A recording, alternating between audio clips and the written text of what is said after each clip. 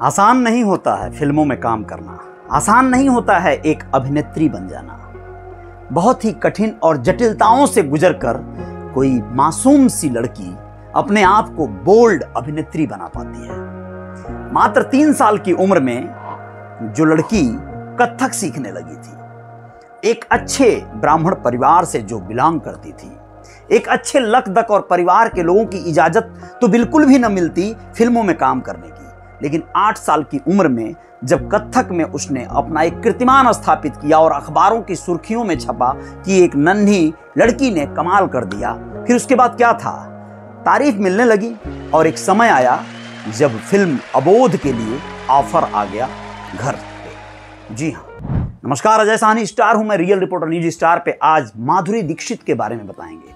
वो एक ऐसी अभिनेत्री जिन्होंने अपने शुरुआती दिनों को बखूबी जिया, लेकिन एक अलग अलग फेज से गुजरी।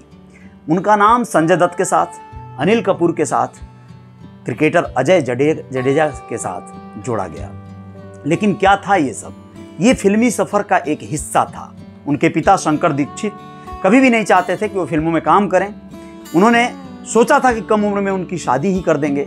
शादी के लिए कई एक लड़कों को देखा उन्होंने, जिसमें आप लोगों को बता दें कि सुरेश वाडकर जो एक गायक हैं वो भी थे। ये अलग बात है कि वो 11 साल उनसे बड़े थे और सुरेश वाडकर ने शादी के लिए ना कर दिया था। उन्हें क्या पता था कि माधुरी दीक्षित कल की सुपरस्टार हैं। चलिए बात करते हैं पूरे विस्तार से।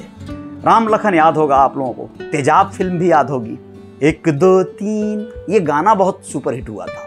और जब माधुरी दीक्षित की फिल्में चल रही थी और ये गाना स्क्रीन पे या सिनेमा हॉल में दर्शक देखते थे तो पर्दे पर सिक्के फेंकते थे लोग, यानी इतने भाव विभोर हो जाते थे। आप लोगों को पता है, खलनायक फिल्म की शूटिंग के दौरान संजय दत्त और माधुरी दीक्षित के किस्से गजब के चल रहे थे, यानी उनके बीच अफेयर था। उसके पहले साजन फिल्म में संजय दत्त के साथ माधुरी दीक्षित काम कर चुकी थी और वहीं से इनकी शुरुआत हो गई थी अफेयर की। इनके साथ बहुत बॉन्डिंग थी और बहुत अच्छा टाइम इन्होंने संजय दत्त के साथ बिताया था। खलनायक फिल्म में भले ही जैकी श्रॉफ के साथ इनकी जोड़ी लगी थी, लेकिन संजय दत्त ही एक्चुअल में इनके बॉयफ्रेंड कहे जाएंगे, या उस समय का साथ और केमिस्ट्री उनके साथ ही बिठाया गया था। आप लोगों को यह भी जानकर हैरानी होगी कि इनका नाम अनिल कपूर के साथ भी जुड़ा है। अनिल कपूर के साथ इन्होंने कई एक ऐसी फिल्में की जो बहुत ही ज़्यादा पॉपुलर हुई। राम लखन उनमें से एक है, बेटा फिल्म है, और बेटा फिल्म के ही सेट पे अनिल कपूर की पत्नी अपने बच्चों के साथ पहुंच गई थी। उन्हें ये संदेह था कि अनिल का माधुरी से कुछ चक्कर चल रहा है। माधुरी ने जब ये देखा अनिल कपूर और उनकी परिवार के बीच की केमिस्ट्री और बहुत स्नेह था एक दूसरे में, तो फिर वो कहीं ना कहीं दुखी हुई और उन्होंने सोच लिया कि मैं अब इनके साथ फिल्में नहीं करूँगी। ये बात अलग है कि उसके बाद भी 1993 में यह पुकार फिल्म में अनिल कपूर के साथ आई, और तो और बहुत सारी और बाद की फिल्मों में भी इन्होंने काम किया अनिल के साथ। माधुरी दीक्षित की कहानी ये नहीं, यहाँ से नहीं शुरू होती है, बल्कि शुरू होती है कि सुभाष घई एक ऐसे बड़े डायरेक्टर रहे हैं जिन्होंने इनसे एक ऐसा एग्रीमेंट साइन करवाया था खलनायक फिल्म के दरमियान कि भाई आप इस दरमियान प्रेग्नेंट नहीं हो सकती हैं, क्योंकि उनको संदेह था कि हो न हो फिल्म की शूटिंग के ही दरमियान माधुरी दीक्षित शादी कर लें और शादी करके कहीं प्रेग्नेंट ना हो जाएं, इससे उनकी फिल्म गड़बड़ हो जाएगी। सन 2002 की बात करें, फिल्म देवदास चल रही थी, उस दरमियान माधुरी दीक्षित प्रेग्नेंट भी थी। देवदास फिल्म में उनके साथ शाहरुख खान और जैकी श्रॉफ भी रहे, आप लोगों को पता होगा, लेकिन वो शादी कर चुकी थी श्रीराम नेने से। इन्होंने ऑफिशियली अनाउंस नहीं किया था, कुछ दिन बाद अनाउंसमेंट की थी और बड़ी अलग तरह की जीवन जिया था इन्होंने। वैसे तो शुरुआती दिनों में इनकी कई एक फिल्में फ्लॉप हो गई थी, जिससे ऐसा लग रहा था कि फिल्म तो चल नहीं रही है, लेकिन हीरोइन लोगों को पसंद आ रही थी। इनका एक्टिंग हो, इनका डांस हो, इनकी स्माइल हो, सब कुछ लोगों को बहुत ज़्यादा प्रभावित कर रही थी। आप लोगों को बताएं, एक फिल्म आई इनकी दयावान। उस फिल्म में विनोद खन्ना इनके को स्टार थे। विनोद खन्ना इनसे 21 साल बड़े थे। उसमें बहुत से इंटीमेट सीन थे और एक ऐसा लिप लॉक सीन इन्होंने दिया था, एक ऐसा किसिंग सीन जो उनकी पत्नी के रोल में इन्होंने भूमिका की थी। और उस सीन में विनोद खन्ना इतने लिप्त हो गए थे कि कि डायरेक्टर के कट बोलने के बावजूद भी वो इनको किस करते रहे, यहाँ तक कि उनके होठों को उन्होंने काट लिया था।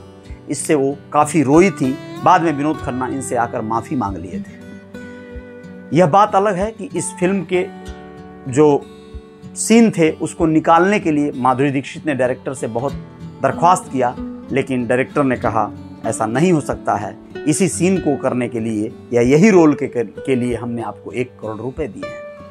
तो समझिए कि ऐसी सीन करके माधुरी दीक्षित वैसे तो बहुत पछताई थी, लेकिन ये फिल्म उनकी चल पड़ी थी, लोगों को पसंद आई थी और यहीं से उनके करियर में एक अलग बदलाव आया था।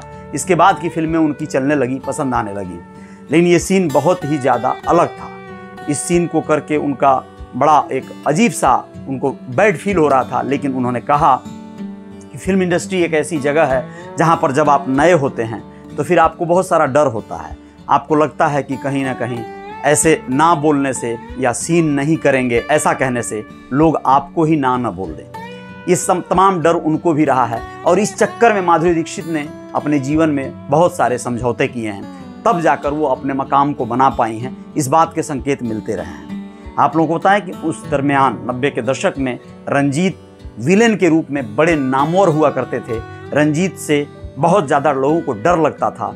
वो खतरनाक विलेन खलनायक की भूमिकाओं में आते थे। इज्जत लूटना उनके फिल्मों का एक पार्ट हुआ करता था।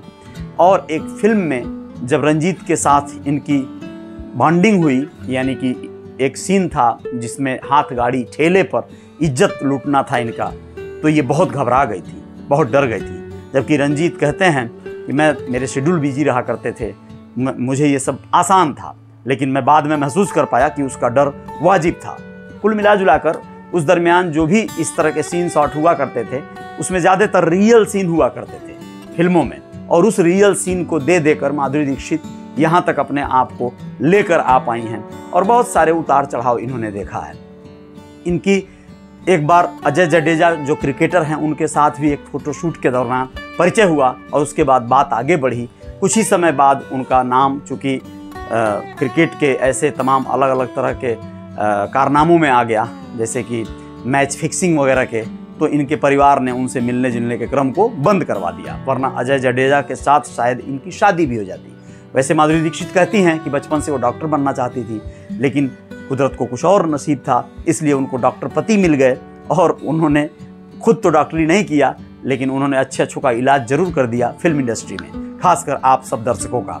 आप क्या कहेंगे माधुरी दीक्षित के बारे में? इस समय आप लोगों को जानकर हैरानी होगी कि माधुरी दीक्षित 58 साल की हो चुकी हैं। जी हाँ, 58 ईयर। अभी भी उनकी खूबसूरती वैसे ही बरकरार है, अभी भी उनके जलवे कायम है। जय जयकार जारी रहेगी। रियल रिपोर्टर न्यूज़ स्टार पे आएंगे और कुछ खबरों के साथ। आप लोग बने रहिएगा मेरे साथ। जय हिंद, जय भारत, नमस्ते।